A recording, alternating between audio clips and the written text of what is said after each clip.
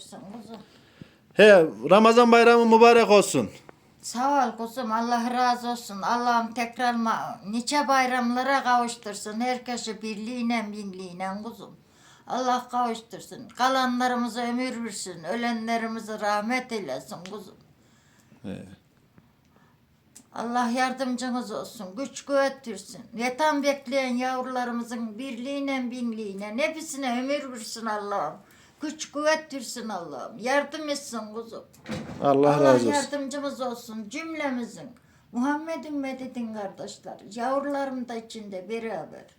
Korusun Allah'ım. Sancağının altında korusun. Sayende korusun Allah'ım. Kötülere fırsat vermesin. İyilerimizi yol taşısın. İyiler bölüğüne katsın kuzum. Canınız sağ olsun da senede bir selamınız gelsin kuzum. Neçe bayramlara kavuştursun Allah'ım. Hayırlısıyla kuzum. Amin Allah'ım. İşte bildiğim bu kadar benim.